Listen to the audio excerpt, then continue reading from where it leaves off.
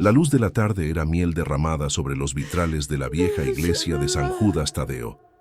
No era una luz casual, era la luz de las despedidas, del final de un ciclo que se estiraba en un silencio pesado. Y en ese silencio estaba Isabel. Ella no miraba el altar, miraba la caja de caoba que tenía entre las manos. Era pequeña, desgastada por el tiempo, pero en ese momento contenía el universo. Las arrugas en los nudillos de Isabel se aferraban a la madera como raíces viejas. Dentro no había joyas ni dinero, había algo más costoso, algo que pesaba más que el oro, una carta. Cuando abrió la caja, el olor a papel antiguo la golpeó, un aroma a tiempo detenido, a promesa rota y a perdón jamás solicitado. Su respiración se detuvo en un espasmo. Yacía allí, doblada con cuidado obsesivo, con el borde amarillento y la tinta casi desvanecida. En el sobre no había una dirección clara, solo su propio nombre, escrito con una caligrafía temblorosa que le resultaba dolorosamente familiar. Para mi hija, Laura. Isabel no había escrito esa carta. La había recibido, o, mejor dicho, la había encontrado. Y ese hallazgo no era un regalo, era un eco, un reproche mudo de una vida de años, sin pronunciar la palabra que más importaba. El tiempo se había detenido hacía mucho para ella, justo en el instante en que esa carta se había terminado de escribir, años atrás. Y ahora, el destino, o la fe, se encargaba de reanudarlo, no en el pasado, sino en la urgencia de su presente. El sonido de un reloj lejano marcó la hora, rompiendo el hechizo. Ella no pudo evitarlo. Las manos le temblaron. ¿Cómo era posible? ¿Cómo había llegado a sus manos aquella hoja que se creía perdida? La respuesta, lo sabía, estaba escrita entre las líneas del papel y era la única verdad que la mantenía allí, sentada en la última banca, bajo el manto protector del atardecer. La historia no iba de encontrar un objeto, iba de encontrar un camino. Y ese camino, a veces, se encuentra donde menos se busca, en la mano de lo que ya no está. El sol se hundía en el horizonte, tiñendo el cielo de una melancolía naranja y violeta. La silueta de Isabel era una mancha de sombra sobre la piedra fría, una mujer de cabellos blancos, pero con un alma que llevaba el peso de 1000 inviernos. Su vida había sido la enseñanza, la entrega a los hijos de otros, a quienes había dado lecciones de matemáticas y de vida con una paciencia infinita. Pero a su propia hija, Laura, la había fallado en la lección más importante de todas, la de la escucha y la humildad. Ahora, a los 70 y tantos, cada paso que daba era un esfuerzo, no físico, sino emocional. El templo, con sus muros milenarios, no era solo un lugar de culto, era su confesionario privado, un lugar donde el silencio gritaba más fuerte que cualquier sermón. La gente la conocía, era la profesora que había educado a 3 generaciones. Pero nadie conocía a la Isabel que sangraba por dentro. El dolor de la distancia con Laura no era una herida abierta, era una cicatriz profunda que latía cada vez que pensaba en una frase no dicha, en un abrazo negado, en un «lo siento» que se pudrió en el orgullo. La relación se había roto hacía casi una década, por una tontería, una discusión sobre el camino de vida que Laura había escogido.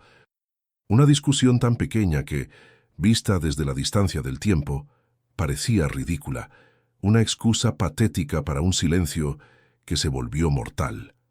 El orgullo, esa armadura que se pone el alma para no sentir, había sido su carcelero. Y ahora, con la carta en su mano, sentía que no era ella quien la sostenía, sino que era la carta la que la sostenía a ella, como un último salvavidas lanzado desde el pasado. ¿Cuántas veces el tiempo nos da la razón solo para quitarnos a quien amamos? Esa era la pregunta que la iglesia silenciosa no podía responder. Isabel cerró los ojos y el dolor se hizo imagen. Recordó el último cumpleaños de Laura que pasaron juntas, la risa fácil, el brillo en sus ojos antes de que la amargura de la madre los apagara. Ella había querido lo mejor para su hija, pero su concepto de mejor era rígido, cuadrado, como un libro de texto antiguo. No supo ver la inmensidad del cielo que Laura soñaba. Y ese error, esa imposición sutil, creó la primera grieta. La grieta se ensanchó hasta convertirse en abismo cuando Laura tomó la decisión de dejar la carrera que su madre había planeado para ella. Isabel, siempre la maestra, había respondido con la frialdad del desprecio intelectual, con la palabra afilada que duele más que un golpe. «Eres una decepción», había susurrado, no con rabia, sino con la tristeza de quien ve su propia obra fallar. Y esa frase, lanzada al aire como una piedra, no había vuelto a tierra. Se había alojado en el corazón de Laura. Ahora, Isabel solo tenía el recuerdo de un portazo, el eco de unos tacones que se alejaban y una promesa tácita de no volver a buscarla. Los años se habían acumulado, llenos de navidades solitarias y cumpleaños sin llamadas. Había intentado escribirla muchas veces. Había llenado cuadernos enteros con borradores de cartas, llenas de justificaciones, de excusas. Pero nunca de una disculpa sincera. La culpa era un animal doméstico que se había acostumbrado a la casa de su alma, y cada noche mordisqueaba un poco más de su paz. Se preguntó si Laura también llevaba esa culpa, si el silencio también le pesaba. Dudaba. El dolor de Laura era puro, el suyo era impuro, teñido de soberbia. La carta que tenía en las manos, aquella que no había escrito ella, era la única que contenía la verdad desinteresada. Un mensaje que, de alguna forma que desafiaba toda lógica, había viajado desde un lugar desconocido hasta la iglesia, para interrogarla. El papel que Isabel sostenía estaba ligeramente arrugado en las esquinas, como si hubiera viajado mucho o como si hubiera sido apretado con fuerza por la mano de su autora. La caligrafía, a pesar de ser de Laura, no era la que Isabel recordaba. Era más madura, más firme, pero también con una nota de fragilidad al final de ciertas palabras, como un suspiro escrito. La duda la asaltó como un escalofrío. ¿Quién se la había enviado? O, más importante, ¿por qué? La nota que venía con el sobre era anónima. Solo decía: «Es tiempo de que esto encuentre su camino a casa. El perdón tiene un reloj diferente al nuestro». ¿Acaso era una trampa? ¿Un juego cruel de algún conocido que sabía de su dolor? El escepticismo de la vieja maestra luchaba contra la fe de la anciana solitaria. La mente racional le decía que era imposible, que era una coincidencia perversa. Pero su corazón, ese órgano gastado que aún se negaba a dejar de latir por su hija, le decía otra cosa. Le susurraba que el universo, a veces, usa caminos imposibles para sanar las heridas posibles. Se llevó la carta al pecho, sintiendo el leve relieve del papel contra su piel. La culpa se mezcló con una punzada de esperanza tan fuerte que la hizo jadear. Había vivido los últimos años convencida de que el destino ya había dictado su sentencia, que moriría con el peso de la reconciliación pendiente. Pero esa carta era una grieta en la muralla, una pequeña ventana por donde se colaba la luz de una segunda oportunidad. No para pedir perdón ella misma, sino para entender por fin el tamaño del perdón que debía haber pedido. Se levantó de la banca, con movimientos lentos y meditados. La caja de caoba quedó sobre el asiento. Llevó la carta al atril de la Virgen María, una figura de madera oscura y rostro sereno, que parecía observarla con paciencia infinita. La fe de Isabel no era ruidosa. Era un hilo delgado y constante que la había mantenido a flote. Nunca había pedido un milagro, solo la fuerza para cargar con sus errores. Pero ahora, frente a esa carta, se atrevió a susurrar una plegaria que era más una súplica que una petición. «Dios mío», murmuró, «si esta es una señal, si es una oportunidad para entender, no me la quites. Dame la valentía de leer lo que merezco escuchar». El sol se había ido por completo, dejando la nave de la iglesia en una penumbra azulada, solo interrumpida por las velas que parpadeaban con una obstinación silenciosa. El silencio, de pronto, dejó de ser pesado. Se hizo protector. El arrepentimiento, el verdadero antagonista de Isabel, se sentía acorralado por la presencia del papel. La carta no enviada se convertía en un sacramento, en un último mensaje de un pasado que quería ser liberado. Ella sabía que a partir de ese momento, Su vida se dividiría en dos, antes y después de leer esas palabras, y el miedo de lo que encontraría era superado solo por el terror de no saber nunca. Se sentó de nuevo. La hora de posponer había terminado. La hora de enfrentar la verdad de su hija y la suya propia acababa de sonar. Isabel tembló al desdoblar el papel. La tinta en algunas partes había sangrado levemente, testimonio de la humedad de los años o quizás de una lágrima olvidada. El título no era una disculpa ni un reproche, era una declaración simple y devastadora. Madre, te escribo esto no para que lo leas, sino para que me libere. Al leer esa primera línea, Isabel sintió un dolor físico, una punzada aguda justo debajo de las costillas. No era una carta para ella, era un acto de sanación personal de Laura, un grito atrapado en la botella del tiempo. Y ella, Isabel, era solo una espectadora tardía. La narración se detuvo por un instante. La vieja profesora, siempre controladora, se encontró sin control sobre la historia de su propia vida, ahora contada por su antagonista, su hija. Las palabras continuaron, tejiendo una red de recuerdos. Laura no la acusaba directamente, sino que pintaba un cuadro de la infancia lleno de amor y al mismo tiempo de una presión sofocante. Recuerdo que me enseñaste a leer a los 4 años, pero nunca me enseñaste a leer mi propio corazón, seguía el texto. Siempre admiré tu fuerza, madre, esa fortaleza de roble que no se doblega. Pero los robles no dan sombra, solo opacan la luz a quienes crecen bajo ellos. Esta línea fue un espejo para Isabel. Vio reflejada en ella su propia soberbia, la forma en que su amor se había transformado en una expectativa, en una jaula de oro. El verdadero trauma no era la pelea final, sino la acumulación silenciosa de esos pequeños desaires emocionales, esa necesidad constante de moldear a Laura a su imagen. El silencio en la iglesia se hizo más profundo, respetuoso del luto que Isabel empezaba a vivir, el luto por la madre que pudo haber sido. Mientras leía, la luz se desvaneció un poco más y la voz de la narración se volvió un eco de la memoria.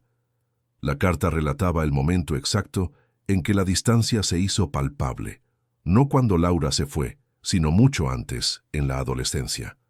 Laura había escrito sobre un dibujo que hizo, una pintura vibrante y caótica, llena de colores que desafiaban las reglas. Isabel, al verlo, solo había señalado el error de perspectiva, la falta de técnica. Nunca había elogiado la pasión. Tus palabras eran siempre correctas, madre, pero nunca cálidas, y una niña prefiere un error con cariño a una verdad sin alma. Este recuerdo, invocado por la tinta de la carta, golpeó a Isabel con la fuerza de una revelación. Se vio a sí misma en ese momento, joven, elegante, impecable, corrigiendo el dibujo con un lápiz rojo, el color del amor, usado para la corrección, no para la celebración. En ese instante, Isabel comprendió que el distanciamiento no había sido la elección de Laura, sino la consecuencia de la negación de Isabel a ver a su hija tal como era, y no como ella quería que fuera. La carta detallaba el miedo constante de Laura a decepcionarla, un miedo que la había paralizado y la había llevado finalmente a huir. El silencio no había sido un castigo de Laura, había sido una necesidad de supervivencia. La iglesia, ahora casi oscura, parecía contener la escena de ese viejo error. Isabel bajó la carta un segundo, y las lágrimas, retenidas por años, humedecieron el papel. Eran lágrimas de liberación, no solo de dolor. La carta de Laura giró hacia la gran pelea, el momento en que se rompió el hilo. Laura no se enfocó en el tema de la discusión, sino en el resultado emocional. Cuando me dijiste que era una decepción, la voz escrita resonaba en la mente de Isabel. No me dolió el insulto, me dolió la confirmación. Sabía que era verdad para ti, y el peor dolor es saber que tu verdad es la peor mentira de quien te dio la vida. La narración se detuvo para dar paso a un pensamiento íntimo de Isabel. Yo también la busqué, yo también sufrí. Pero mi dolor era egoísta, buscando que ella diera el primer paso, que reconociera mi razón. La carta reveló algo que Isabel nunca había imaginado. Laura sí había intentado acercarse. Había llamado una vez, en una noche de lluvia, justo después de su discusión. Pero Isabel, herida en su orgullo, no había respondido la llamada, creyendo que el silencio era una herramienta de disciplina. La carta describía la sensación de Laura al escuchar el tono de llamada sonar sin respuesta. La puerta se cerraba para siempre. Y ahí radicaba el conflicto moral de Isabel. Ella no había pedido perdón a tiempo, pero el peor error no fue la falta de perdón, sino la negación activa de la reconciliación cuando ésta se presentó. El arrepentimiento era el fantasma de esa noche de lluvia. El texto de Laura no buscaba culparla, sino explicarle la ausencia. El perdón no podía apagar esa noche, pero podía iluminar el camino de vuelta a la paz. Laura, en su carta, hablaba de la necesidad de escribir. Necesitaba poner la verdad fuera de mí, madre, para poder respirar. Esta carta es mi oxígeno. Si nunca la lees, no importa. El acto de escribirla me liberó. Es mi manera de decirte adiós sin odio, sin rabia, solo con la verdad de una hija que te amó, pero que también tuvo que amarse a sí misma. Este párrafo fue el más difícil. La frase «si nunca la lees, no importa» resonó en la iglesia. La carta, el símbolo de esta historia, no era un puente entre dos personas, sino el mapa de la liberación de una. Isabel había estado buscando un pedido de perdón, y en su lugar encontró una declaración de independencia emocional. Y sin embargo el destino había intervenido. La carta, que debía haber sido incinerada o guardada, había llegado a sus manos. ¿Por qué? ¿Por qué ahora? El papel amarillento y frágil era la prueba de que ciertas verdades no mueren. Solo esperan el momento correcto para ser pronunciadas, la hora en que el corazón está listo para escuchar. Isabel, al tocar la firma de Laura al final, sintió que la mano de su hija, por fin, tocaba la suya después de años de distancia. Isabel levantó la vista hacia el crucifijo. La última luz de las velas reflejaba la figura de Cristo. Su plegaria fue un murmullo roto. Dios, tú leíste estas palabras antes que yo. ¿Por qué me las enviaste ahora? ¿Para qué me sirve esta verdad si el tiempo no se puede revertir? El antagonista, el arrepentimiento, se hizo más fuerte. Es tarde, Isabel. Es demasiado tarde. Pero la fe le respondió con otra pregunta. ¿El perdón es para el otro o es para ti? La carta de Laura ya no era sobre Laura. Era sobre el último acto de amor que Isabel podía tener por su hija, la de perdonarse a sí misma por ser una madre imperfecta.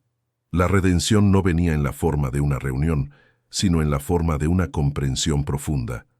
El ambiente de paz que ella había buscado en la iglesia por años, finalmente se instaló, no como un regalo, sino como una conquista. El bloque 2 termina con Isabel cerrando los ojos, el papel en la mano, lista para dejar ir la versión de madre que fracasó, para abrazar la versión que, por fin, entendió. La curación estaba en marcha. Isabel releyó la nota anónima que acompañaba la carta. El perdón tiene un reloj diferente al nuestro. No era la caligrafía de Laura, ni tampoco la de una persona joven. Había algo en la presión de la tinta, en el trazo firme y al mismo tiempo delicado, que sugería una mano sabia. Se levantó de nuevo, sintiendo la necesidad de movimiento, de acción.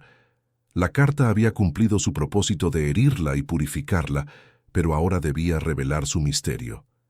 ¿Quién y cómo había entregado ese documento? La profesora jubilada, con su mente analítica, resurgió. Revisó el sobre de Laura, buscando cualquier marca, cualquier sello postal, cualquier indicio. Y lo encontró. Un pequeño sello borroso en la esquina inferior, casi invisible bajo el desgaste del tiempo.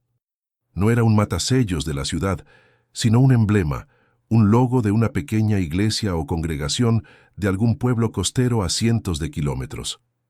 La iglesia no era un nombre cualquiera, era el sitio donde Laura había estado viviendo, el lugar que había elegido para iniciar su nueva vida después del portazo. Este pequeño detalle fue la chispa que encendió la narrativa. La carta no había viajado por casualidad. Alguien la había guardado, y en el momento preciso, Alguien más había decidido liberarla. Al día siguiente, Isabel abandonó su rutina.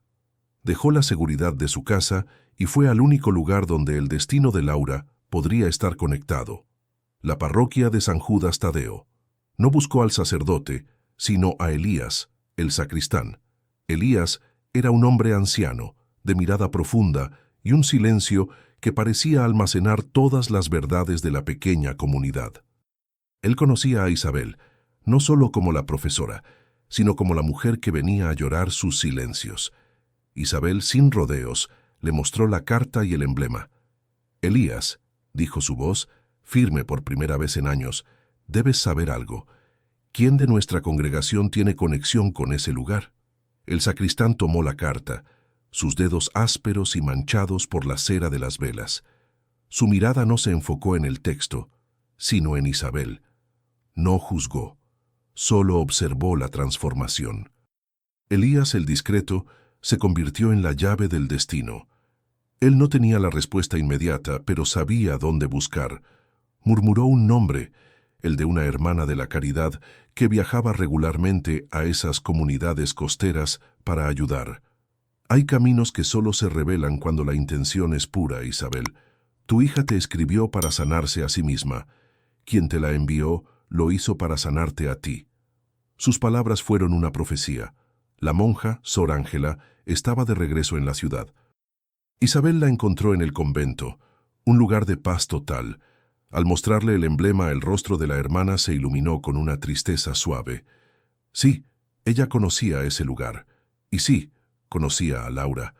Sor Ángela reveló la verdad que Isabel temía y al mismo tiempo necesitaba escuchar. Laura había vivido allí, dedicada a una vida sencilla, trabajando en una pequeña escuela de arte, enseñando a los niños a dibujar con colores vibrantes, sin lápices rojos para corregir. Y lo más doloroso, Laura había muerto. Murió hace un año, víctima de una enfermedad repentina, pero en paz. Isabel, al escuchar la noticia, no sintió el shock de la pérdida, sino el dolor sordo de la tardanza. Ya no había oportunidad para el abrazo, para el lo siento cara a cara.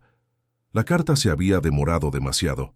Sor Ángela explicó que Laura, en sus últimos días, le había confiado la caja de caoba, pidiéndole que hiciera una cosa con la carta.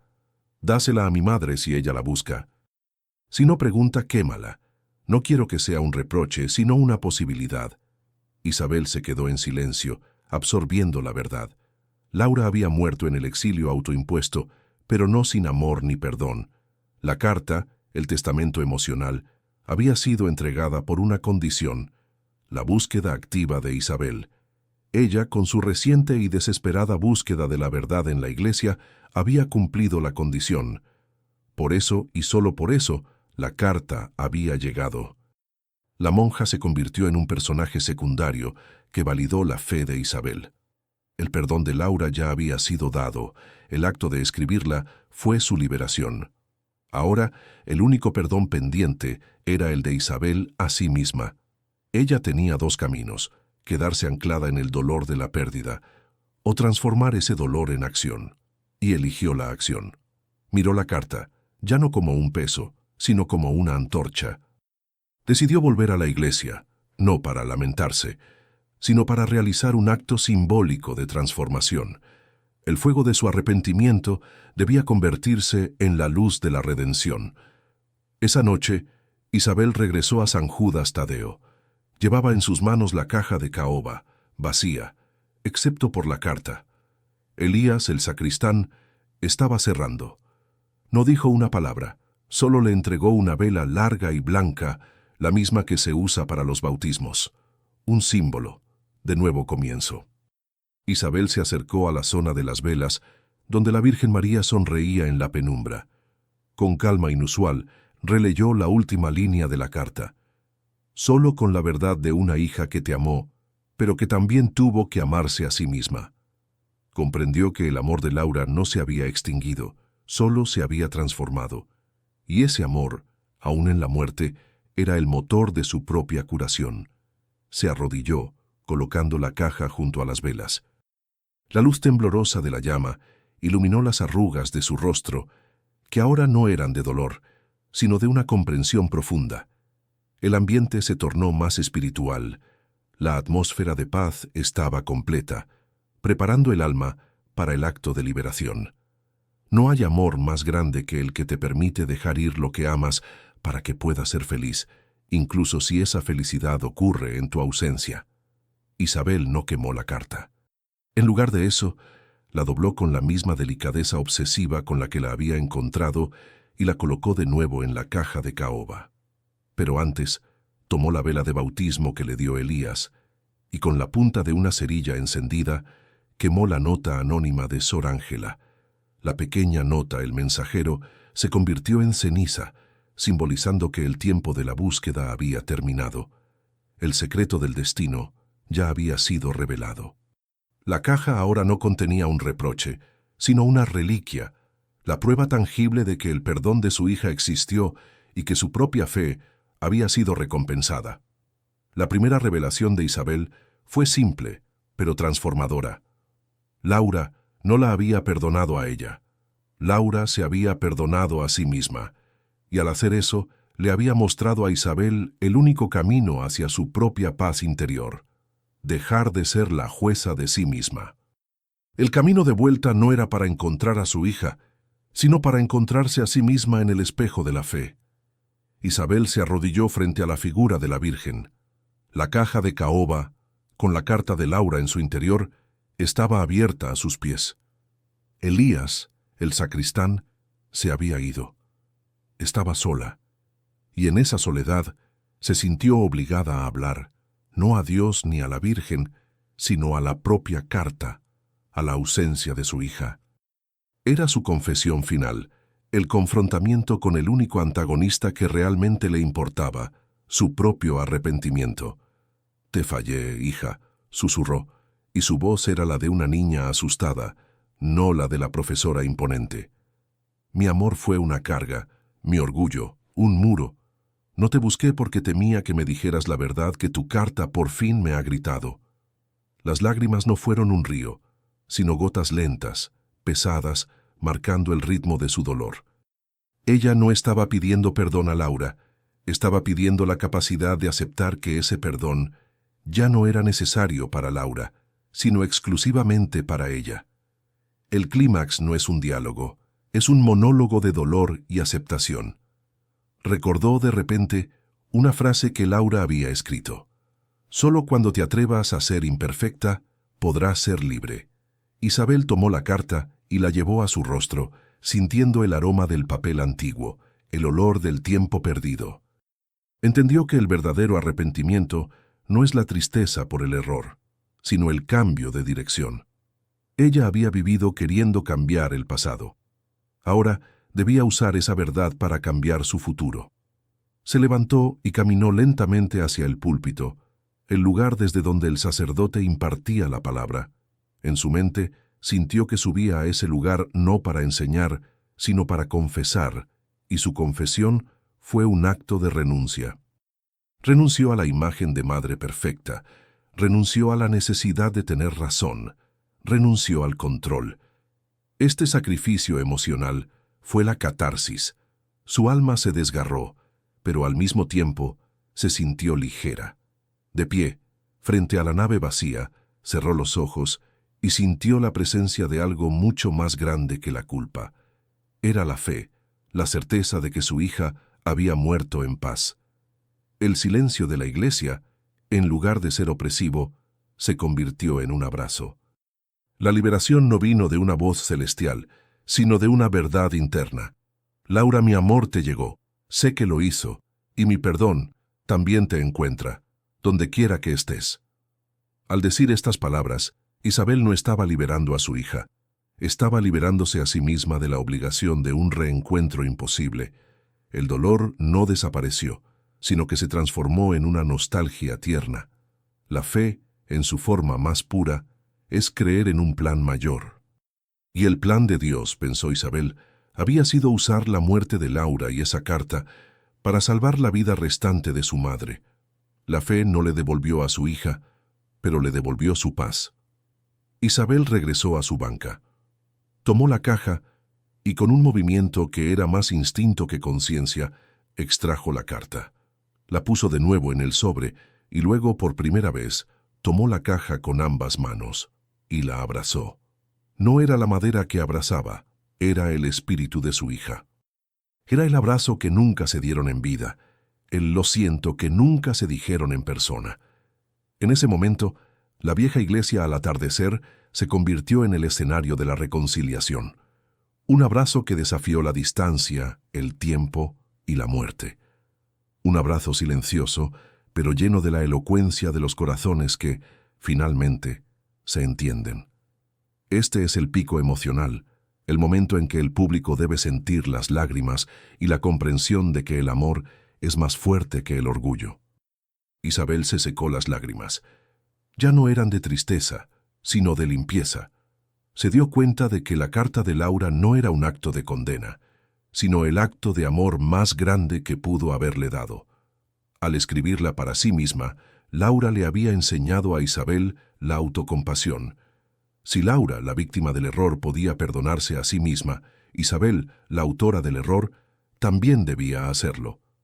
La revelación final fue esta. El perdón no es un regalo que se da a otro, sino un regalo que uno se da a sí mismo. Y ese regalo, el más difícil, acababa de ser abierto. Se puso de pie. Afuera, el último rayo de sol se colaba por una pequeña ventana. Elías regresó.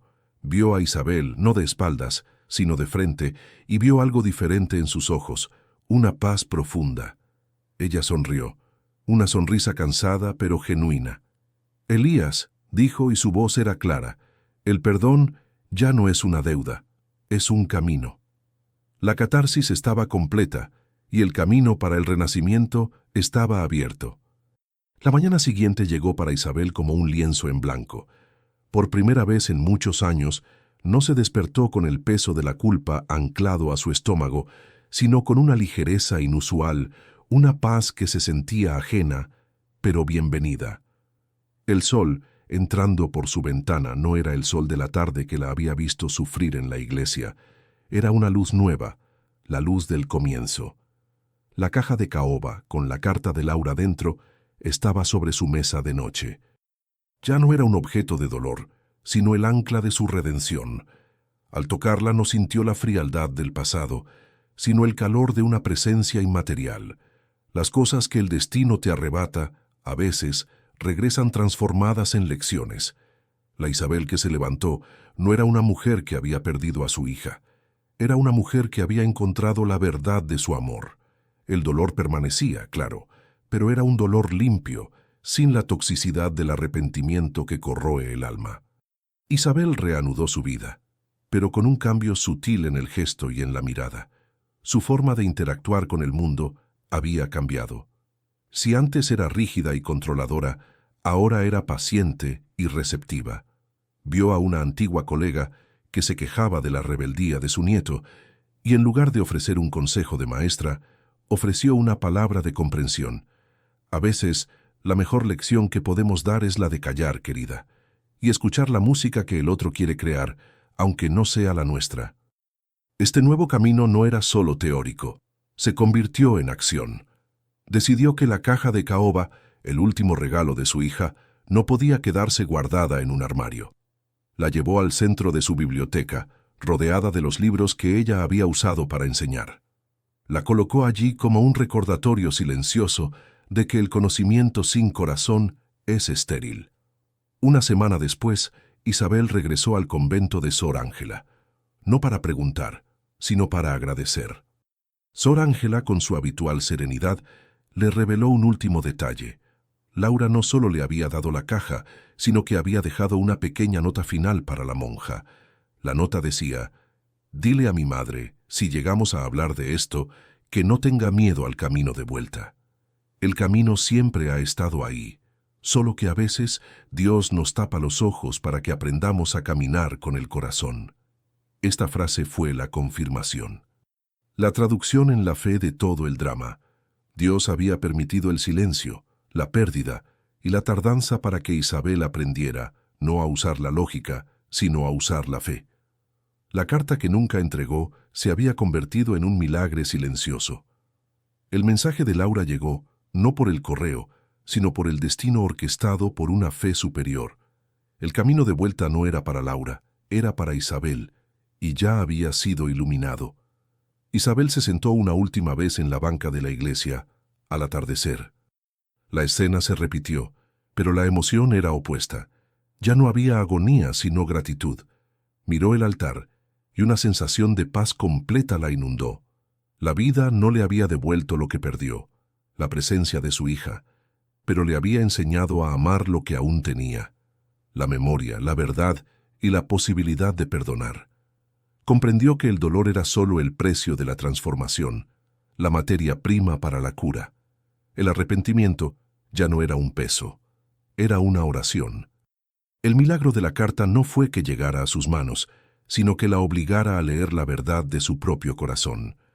El cierre emocional se realiza con esta reflexión poética y profunda, sellando la transformación.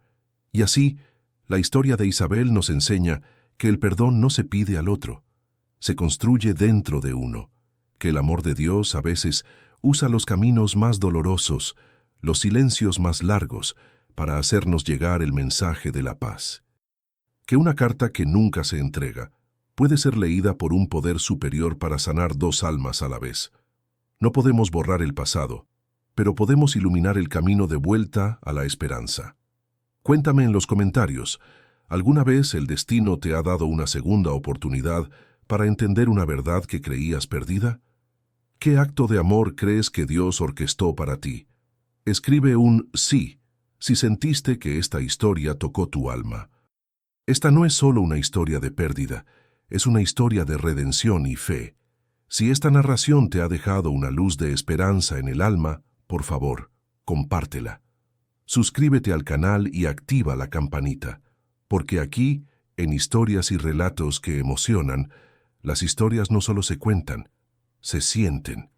Y la próxima verdad que necesitas escuchar podría estar esperándote justo aquí.